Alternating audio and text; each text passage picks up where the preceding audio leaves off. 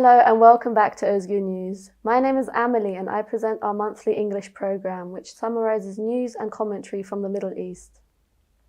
We are part of Özgür TV, which publishes daily programs under the slogan of Inmidst of reality in the center of struggle. Today's topics include a short historical review of massacres by the Turkish state in December, news from the Rojava Revolution, union struggle in Turkey, Figen Yüksekdag's defense speech during her trial, political prisoners organizing a hunger strike for Kurdish leader Abdullah Öcalan, and finally, declarations of the 7th Marxist-Leninist Communist Party's Congress, as well as the 3rd Communist Women's Conference.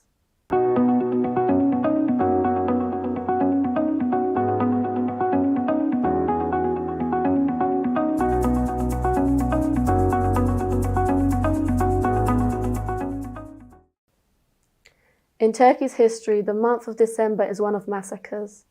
Most recently, the Roboski massacre of 2011, where 34 Kurdish civilians were murdered and many more injured by fighter jet bombardments. The U-2000 also saw a massacre of political prisoners across Turkey's prisons. Human rights associations commemorated these atrocities on the streets. Lastly, 45 years have passed since the Maraş massacre of 1978, during which more than 100 people of Alevi faith were murdered by Turkish fascists. The massacre is remembered each year by people across Turkey, Kurdistan, and the diaspora. The General Secretary of Alevi Bektashi Federation, Özgür Kaplan, delivered a commemorating speech. The prison massacre targeting political prisoners, which took place in 20 of Turkey's prisons on 19th of December 2000, was largely commemorated by progressive organizations. In order to transfer political prisoners to increasingly isolated F-type prisons built with individual cell systems, the Turkish state carried out the operation Return to Life on 19th of December 2000. The operation led to massacres being carried out in 20 different prisons across Turkey. 28 prisoners were murdered and hundreds of prisoners were wounded. The Istanbul branch of the Human Rights Association chair, Gülseren Yolleri, held a speech in front of Ümraniye prison in remembrance of the prison massacre, in which she stated, 23 years ago, 20 prisons were attacked at the same time with chemical weapons, bombs, and construction equipment in order to break the resistance of prisoners. She stressed that prisons have turned into a human rights denial center and demanded that all responsible perpetrators be prosecuted, that S and Y-type prisons with severe isolation be closed indefinitely, and that torture and ill-treatment end. In Izmir, a demonstration was held in front of Bucha prison. Arman Atılgan of the Progressive Lawyers Association said that what happened that day is fresh in our memory as comrades, friends, victims, and as lawyers. He continued to say, they should not think we have forgotten. We have reached a point where the state continues to build new prisons every year. The judiciary kills political prisoners and attempts to rule these murders as suicides in prisons.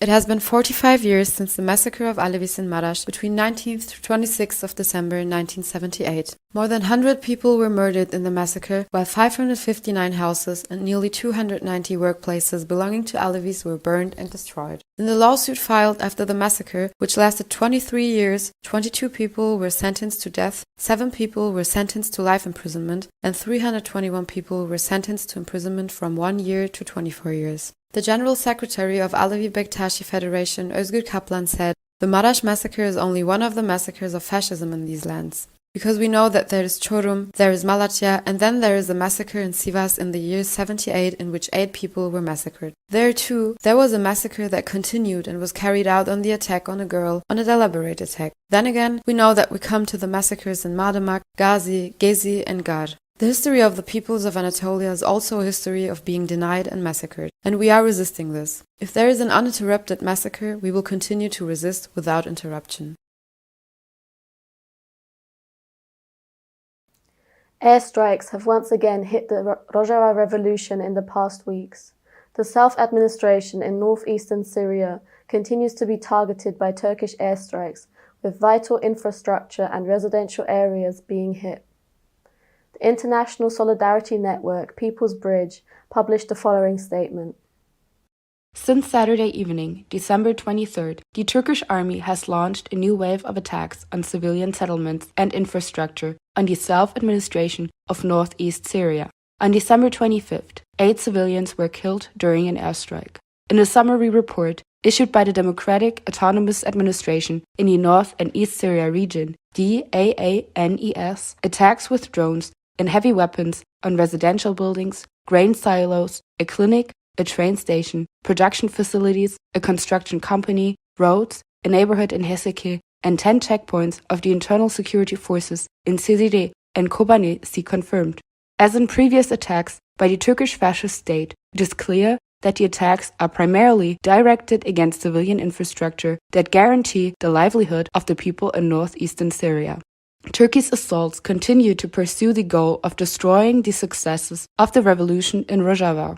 The timing of these attacks is no coincidence, nor is it arbitrary. On the other hand, they are a response to the adoption of the new social contract, which is intended to provide the basis for consolidating the achievements of the revolution among the peoples of North and East Syria.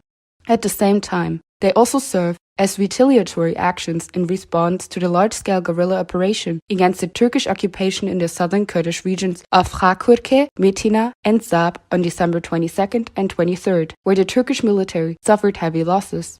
The Turkish state is using these developments to further strengthen its genocidal policy against the Kurdish people, especially against the people of northeast Syria, under the pretext of alleged self-defense. In response to the Turkish state's airstrikes against northeast Syria, the co-chair of the Self-Administration Executive Council, Hüseyin Osman, has called on the people of northeast Syria to defend themselves on the basis of legitimate self-defense and to protect the gains of the revolution. It emphasizes, "We remain committed to our ideals of uniting our people, realizing the project of the democratic nation, building a diverse Syria, and consolidating our victory. We promise our citizens that we will protect our achievements. We will continue our struggle until we build a free society."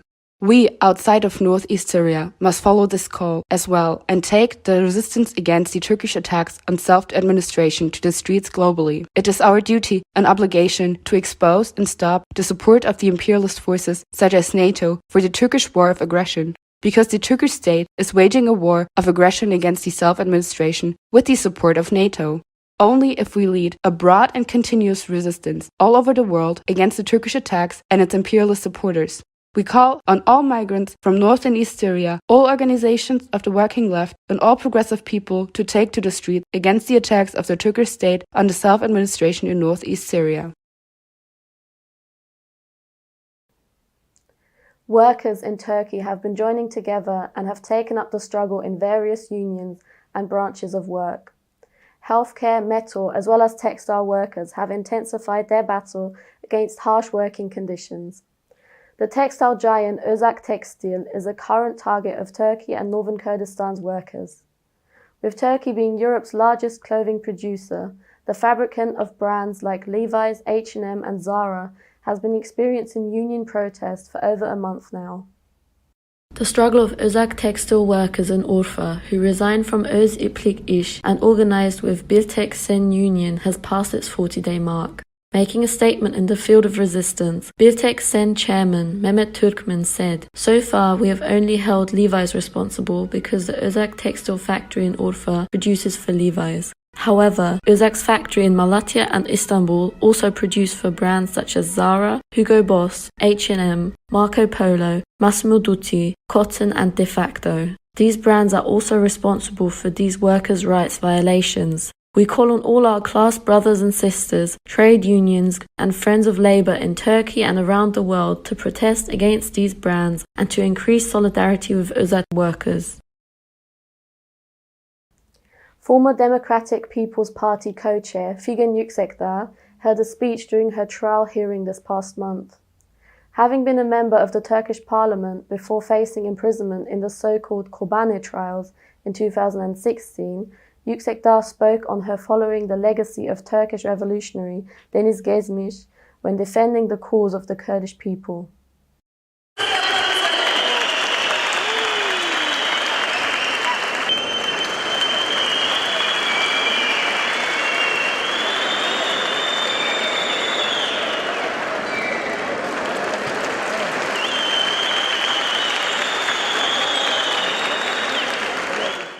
Making her defense in the Kobani trial, former HDP co-chair Figen Yüksekdag stated that it was Deniz Geçmiş's legacy to defend the cause of the Kurdish people and said, "If the Kurdish people are burning next to me, I will go and burn too. And if I cannot do anything, I will get up and do it."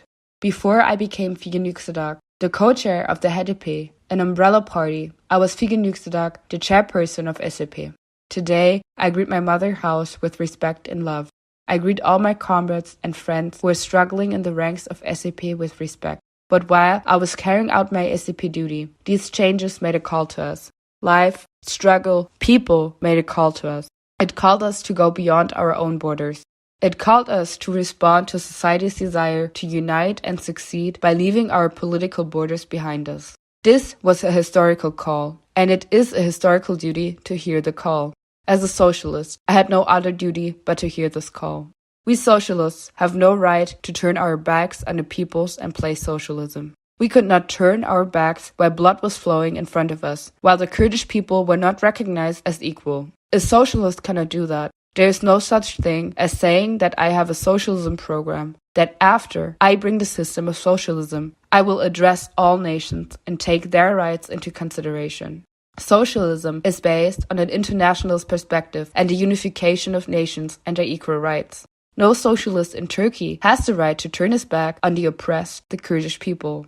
I've criticized and will continue to criticize the mentality and parties that are discriminatory and look down on the Kurdish people. In the name of defending unity, there cannot be a socialism that does not know what it is saying, that confuses what is right and wrong. It is necessary to know where to take part in the struggle for rights without bending and twisting. My party SAP and other socialist parties have clearly defined their positions. As part of the campaign for Kurdish leader Abdullah Öcalan's freedom, political prisoners of the PKK and PJAK have launched a hunger strike. The striking prisoners themselves have issued a statement from inside Diyarbakir High Security Prison. The hunger strike, launched by PKK and PJAK prisoners to end the isolation of Kurdish people's leader Abdullah Öcalan and to ensure his physical freedom, is going on. The strike, which started on the 27th of November, is part of the campaign for freedom for Abdullah Öcalan and a solution to the problems of the Kurdish people, will continue until the 15th of February 2024. Prisoners held in Diyarbakir High Security Closed Prison No. 2, Block A, sent a message about the hunger strike, drawing attention to Abdullah Öcalan's role for peace. The prisoners recalled the events that took place after the settlement process ended by the AKP. The prisoners stated, following in their statement, "Acting with the understanding that the lesser of two evils the better, we demand the immediate lifting of the aggravated isolation imposed on Abdullah Öcalan in order to stop this conflict and war, the immediate transfer of Imralı prison to house arrest in consideration of the situation that will affect his health problems, the restoration of his most basic legal and human rights, and finally the initiation of a new dialogue process."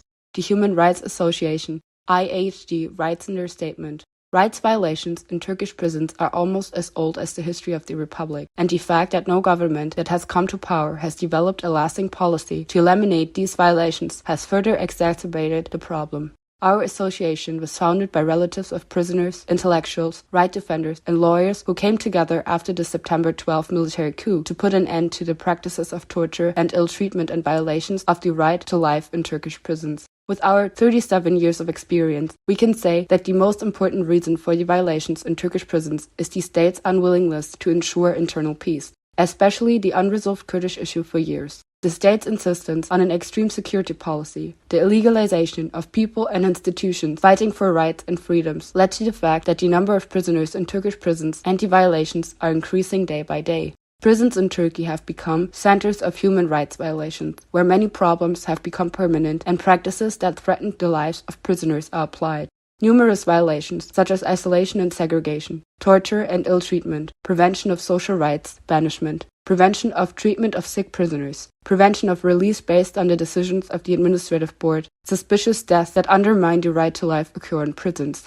Ömer Hayyar, Konar Hamli Yıldırım, and Beyaz Aktaş were detained together with PKK leader Abdullah Öcalan in İmralı Maximum Security Prison, have been isolated from the outside world, not allowed to see their lawyers and families, and not allowed to communicate by phone or letter. For 33 months, his family and lawyers' requests for visits have not been accepted. Absolute isolation violates both the domestic legal system and the international conventions that the state is obliged to respect. Although the European Committee for the Prevention of Torture has repeatedly made findings and recommendations regarding the isolation and other rights violations in İmralı High Security Closed Prison, no steps have been taken by the authorities to lift the isolation. Our association has repeatedly applied to the Ministry of Justice to visit İmralı High Security Closed Prison and to determine the practices in the prison. However, the authorities have not responded to our applications. The establishment of an honorable peace in Turkey is only possible with the end isolation and isolation practices in prisons and the elimination of discriminatory practices against prisoners held in prisons for political reasons, especially seriously ill prisoners. As a Human Rights Association, we once again call for an end to the torture of isolation, release seriously ill prisoners, abolish administrative observation boards, and peace now. The Marxist-Leninist Communist Party announced that it held its 7th Congress between the 29th of May and the 16th of June. Simultaneously, the Communist Women's Organization, KKO, announced it had successfully held its 3rd Women's Conference. The party and its women's organization published a statement following the results of each event. Brothers and sisters, the MLKP, which convened its 7th Congress after a lively discussion process, overcoming all the ordinary and period-specific extraordinary obstacles in front of an illegal revolutionary war party, once again demonstrated in practice the mentality and culture of socialist democracy, the principle of collectivism, and its commitment to proper party functioning at all levels. Brothers and sisters, our 7th Congress, our party, throughout the process after the 6th Congress, has maintained its leadership continuity, organizational continuity, and line continuity, demonstrating a practice embodied in the reality of the resisting and fighting party. Despite this, it concluded that the ideological political liquidationism organized by the fascist regime of misrule, increasingly intensified attack, and fascist psychological warfare based on lies had an impact on its ranks, and that it could not prevent the liquidationist drift within the member force, including a narrow section of cadres. Reminding that illegality and military means and forms of struggle are not a preference but a necessity in the face of the enemy characterized by fascism and denialist colonialism, in the face of the enemy in the armor of prohibition, forced fascist state terror from top to bottom. Our 7th Congress drew attention to the fact that some structures have de facto broken away from making politics with free or illegal means of agitation and propaganda, armed organizations, and forms that this situation is gradually beginning to affect ideological political understandings, and called on revolutionary parties and organizations to face this reality, to reject the position and mentality of legal revolutionism through practice.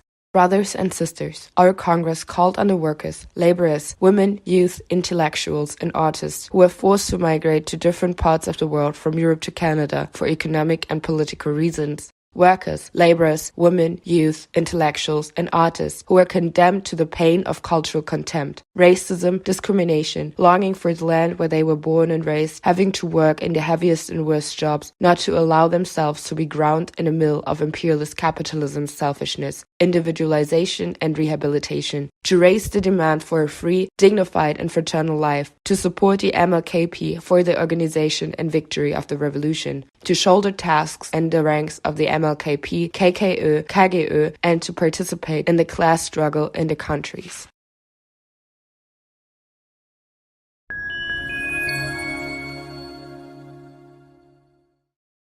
We declare that we will continue the resistance against the attacks of the colonial fascist regime of misery, against the women's liberation struggle and the female gender, as well as against individual male violence, oppression, and exploitation under its protection, and that we, as KKÖ and KKÖ Women Communists, will expose ourselves unlimitedly for this cause.